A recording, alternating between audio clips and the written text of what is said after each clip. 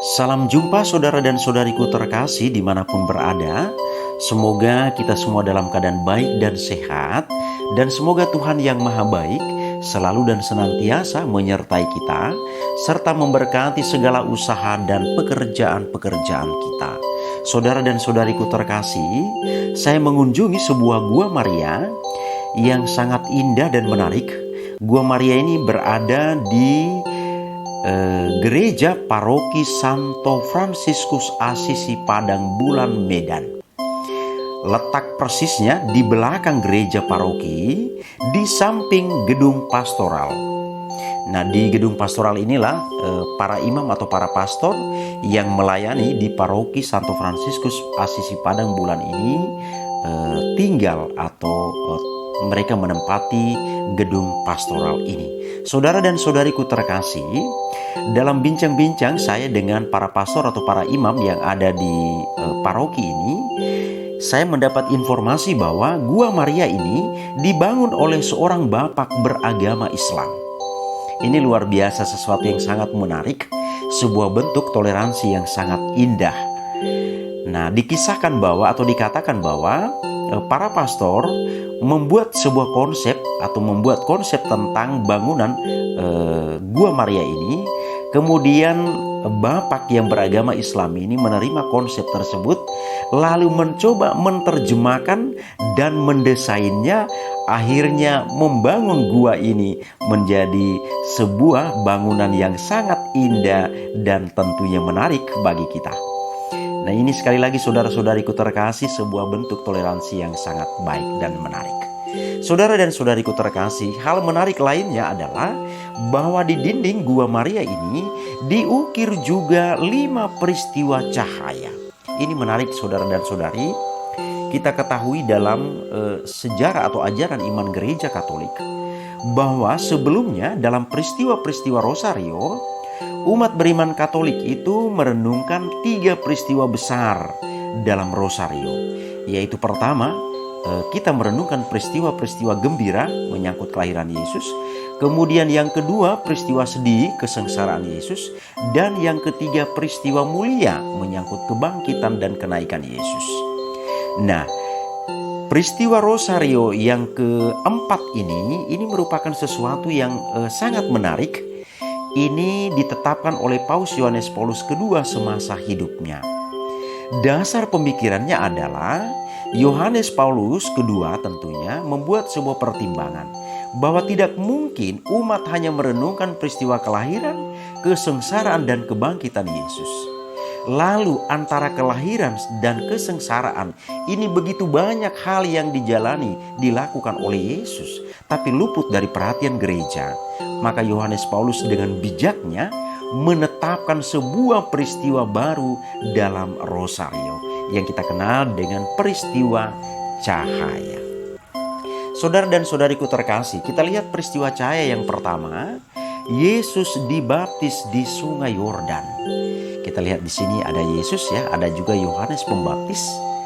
Lalu pada saat itu dalam kisah kitab suci dikatakan, ketika Yesus dibaptis, turunlah Roh Kudus dalam bentuk burung merpati. Lalu dari langit terdengarlah sebuah suara atau kalimat yang mengatakan, "Inilah anak yang kukasihi, kepadanyalah aku berkenan." Itu peristiwa cahaya yang pertama. Nah, kita lihat peristiwa cahaya yang kedua. Yesus menyatakan dirinya dalam pesta perkawinan di Kana. Saudara dan saudariku terkasih, dalam kisah kitab suci dikatakan bahwa dalam tradisi agama Yahudi atau orang-orang Yahudi tentunya, anggur menjadi sebuah minuman favorit. Sebuah pesta atau tuan pesta yang menyelenggarakan sebuah pesta, kalau kehabisan anggur dan pesta masih berlangsung, ini mendatangkan sebuah rasa malu yang luar biasa. Ini aib saudara dan saudari bagi tuan pesta jika anggur sudah habis sementara pesta masih berjalan. Maria membaca kecemasan dan kegelisahan hati tuan pesta, lalu membisikkan sebuah kalimat kepada putranya Yesus yang kebetulan diundang juga dalam pesta perkawinan ini. "Nakku, mereka kehabisan anggur. Buatlah sesuatu terlebih dahulu. Nah, saudara-saudari, walaupun kita ketahui Yesus tidak langsung mengiyakan dan melakukan apa yang menjadi permintaan Bunda Maria, tetapi akhirnya Yesus melakukannya juga. Nah, kemudian kita lihat peristiwa cahaya yang ketiga. Yesus memberitakan kerajaan Allah dan menyerukan pertobatan. Nah, dalam ukiran ini saudara dan saudariku terkasih, kita perhatikan Yesus sedang berada di suatu tempat. Kemudian di depan Yesus dan di sekitar Yesus begitu banyak orang, ada yang duduk, ada yang berdiri. Semua mereka yang ada di sini mendengarkan dengan cermat pengajaran-pengajaran Yesus. Dan kita ketahui begitu banyak kejadian dalam kitab suci. Yesus mengajarkan kerajaan Allah, baik melalui kata maupun dalam bentuk perbuatan. Nah, di gambar ini kita lihat orang begitu terkagum-kagum ya. Terkagum-kagum mendengarkan pengajaran Yesus menyangkut atau mengenai kerajaan Allah. Nah, kemudian kita lihat peristiwa cahaya yang keempat, yaitu Yesus menampakkan kemuliaannya. Saudara-saudari terkasih, dikisahkan dalam kitab suci bahwa peristiwa ini terjadi di Gunung Tabor. Di Gunung Tabor, apa yang terjadi di sana? Yesus menampakkan kemuliaannya. Dalam kejadian ini dikatakan bahwa Yesus berubah rupa. Yesus mengalami sebuah peristiwa yang kita kenal dengan istilah transfigurasi. Apa itu transfigurasi? Transfigurasi itu adalah perubahan rupa. Nah, kemudian dalam kitab suci itu dikisahkan bahwa di sana ketika Yesus berubah rupa, Yesus bertemu dengan Nabi Musa dan Elia. Lalu bersamaan dengan itu 3 orang murid menyertai Yesus. Mereka ini boleh kita katakan sebagai trio rasul, Petrus, Yakobus, dan Yohanes. 3 murid ini dikatakan sebagai murid yang paling dekat dengan Yesus karena banyak peristiwa yang dialami oleh Yesus atau dijalani oleh Yesus. Ketiga murid ini selalu menyertai Yesus. Hingga Petrus saking terkagum-kagumnya menyaksikan kejadian atau peristiwa yang luar biasa ini. Kemudian Petrus mengatakan, "Guru, izinkan kami mendirikan 3 buah kemah. Satu untuk engkau, satu untuk Musa, dan satu untuk Elia." Ini sebuah ungkapan kegembiraan dari Petrus. Kemudian saudara dan saudariku terkasih, kita memasuki peristiwa cahaya yang kelima, adalah Yesus menetapkan Ekaristi. Peristiwa ini terjadi dan dirayakan oleh gereja pada perayaan Kamis Putih. Sebelum Yesus ditangkap dan menjalani proses hukuman hingga kematiannya di kayu salib, Yesus terlebih dahulu melaksanakan adat bangsanya, yaitu mengadakan perjamuan makan bersama dengan para muridnya. Di saat itu juga kepada para muridnya dia menyerahkan seluruh dirinya. "Inilah tubuhku, inilah darahku. Terimalah dan makanlah, terimalah dan minumlah." Jadi dalam perayaan Kamis Putih, disitulah Yesus menetapkan Ekaristi. Dan itulah yang kita rayakan hingga saat ini saudara-saudariku terkasih. Dan dalam liturgi gereja Katolik, Ekaristi adalah sumber dan puncak seluruh kehidupan umat beriman Kristiani, khususnya umat beriman Katolik. Nah, saudara dan saudariku terkasih, inilah kira-kira ukiran 5 peristiwa cahaya yang ditempatkan di dinding dari Gua Maria yang sangat indah dan menarik ini. Dan nama Gua Maria ini adalah Ratu Segala Bangsa. Sangat indah sekali lagi saudara-saudariku. Barang siapa yang mempunyai waktu silakan berkunjung ke tempat ini, berdoa, tidak dilarang ya, tidak dipungut biaya. Tidak ada pungut biaya. Apalagi kita sebagai umat beriman Katolik, sebentar lagi kita memasuki bulan Maria. Bulan Mei itu bulan Maria. Silakan berkunjung ke berbagai tempat suci, tempat-tempat kudus, gua-gua Maria yang sudah disiapkan oleh pihak gereja. itu sebagai sarana bagi umat Katolik untuk boleh berdevosi kepada Bunda Maria, berdoa bersama-sama dengan Bunda Maria. Seperti dalam konten saya sebelumnya saya katakan, per Mariam ad Jesum. Melalui Maria kita sampai kepada Yesus. Ini saudara-saudariku terkasih, Gua Maria ini sekali lagi saya mengambil gambar ini dari depan. Sangat bagus dan menarik. Ada taman kecil, rumput hijau kiri dan kanan. Kemudian di depannya ini ada jembatan kecil. Lalu kita lihat ini di bawah kaki Bunda Maria ada air yang sedang mengalir turun, sangat teduh dan menarik. Kebetulan gambar ini saya ambil baru selesai hujan, maka suasananya sangat sejuk. Nah, sesuatu yang mengundang perhatian kita juga saudara-saudari, di sebelah kiri dari pandangan kita ada sebuah salib yang unik. Ini dinamakan atau namanya salib San Damiano. Salib San Damiano ini berhubungan erat dengan Santo Fransiskus dari Assisi. Apa itu salib San Damiano? Salib San Damiano adalah sebuah salib yang mengenai atau berhubungan dengan kisah pertobatan Santo Fransiskus dari Assisi. Jadi waktu itu dikisahkan bahwa Santo Fransiskus dari Assisi itu sebelumnya itu dia hidup berfoya-foya, mabuk-mabukan, berpesta dengan teman-temannya. Kemudian dia hanya menghabiskan harta kekayaan orang tuanya.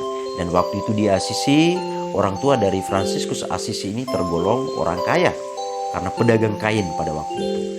Lalu dalam keseharian hidupnya, Santo Fransiskus Assisi walaupun terus berfoya-foya, berpesta bersama dengan rekan-rekannya, tetapi ada sesuatu yang kosong yang ia rasakan di dalam dirinya, di dalam hati maupun batinnya. Kemudian dia pergi berdoa ke sebuah gereja. Nama gereja itu San Damiano. Dan di dalam gereja itu ada sebuah salib yang bernama San Damiano. Nah, salib inilah atau berbentuk seperti inilah yang waktu itu berada di dalam gereja itu. Nah, dikisahkan di sana bahwa gereja itu sudah hampir rubuh atau roboh. Lalu Fransiskus masuk ke dalam gereja itu berdoa di depan salib ini, salib San Damiano ini. Kemudian apa yang terjadi saudara-saudari? Ketika Fransiskus berdoa, terdengarlah sebuah suara dari salib ini yang mengatakan begini, Fransiskus, pergilah dan perbaikilah rumahku. Fransiskus pada waktu itu menerjemahkan kalimat ini secara harafiah. Lalu dia waktu itu pergi mengambil uang dari rumahnya, kemudian mengatur tukang, lalu membangun gereja fisik, gereja San Damiano ini sampai selesai. Tapi ada sesuatu yang masih terganjal di hatinya, belum plong rasanya, hatinya belum lempang. Rupanya Yesus bukan hanya menuntut Fransiskus membangun gereja secara fisik, tetapi gereja secara rohani. Dan sejak saat itulah Fransiskus mulai bertobat dan mengikuti Yesus. Jadi saudara dan saudariku terkasih, salib ini punya pesan yang atau kesan yang luar biasa bagi pertobatan Santo Fransiskus Assisi. Nah, apa hubungannya dengan Gua Maria ini? Ya, salib ini wajar ditempatkan di Gua Maria ini menjadi sebuah kekayaan tambahan dari Gua Maria ini karena para pastor yang mengembalakan paroki ini adalah para pastor dari Ordo Saudara Dina Konventual.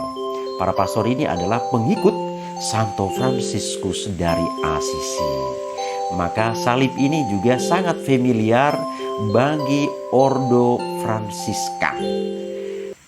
Fransiskan dan juga kalau pengikut Fransiskus yang perempuan, para suster, disebut Fransiskanes. Jadi sekali lagi saudara-saudari, salib ini sangat kental dengan Fransiskan dan Fransiskanes.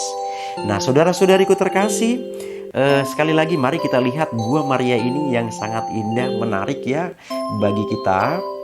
Dan sekali lagi yang membangun ini adalah seorang bapak beragama Islam Ini sebuah toleransi yang sangat bagus, sangat menarik ya. Saya jadi ingat dengan kisah yang saya dengar dari para pastor yang ada di tempat ini. Kemudian saya ingat kembali kisah ketika kami dulu berada di seminari tinggi. Ada sebuah keluarga muslim juga waktu itu begitu dekat dengan kami. Dan beliau bersama dengan anak-anaknya begitu dekat dengan kami, keluarga ini. Bahkan bapak itu menganggap kami itu anaknya sendiri. Dan berhubungan dengan Gua Maria ini, bapak kami ini juga yang beragama Islam ini juga membangun bagi kami sebuah Gua Maria yang sangat menarik.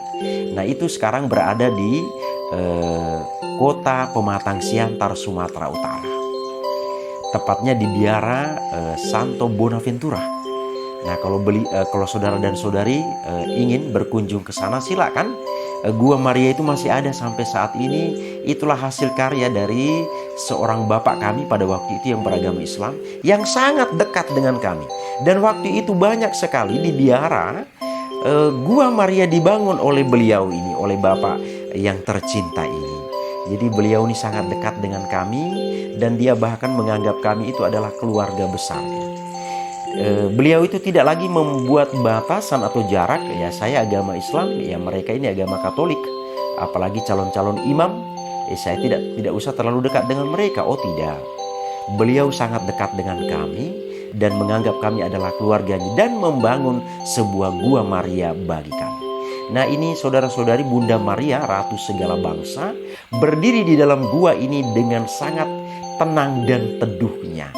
Wajah Bunda Maria begitu tenang, begitu teduh, memandang kita yang hadir di gua ini dan mendoakan kita, mendoakan kepentingan umat manusia di seluruh dunia. Nah, dan Bunda Maria ini mendapat julukan yang sangat baik, sangat bagus, adalah Bunda Maria Ratu segala bangsa. Saudara dan saudariku terkasih, inilah kira-kira yang bisa saya ceritakan dari Gua Maria ini yang saya kunjungi. Semoga saudara-saudari bisa mengunjunginya dan berdoa di tempat ini. Demikian yang bisa saya sampaikan. Terima kasih, Tuhan memberkati.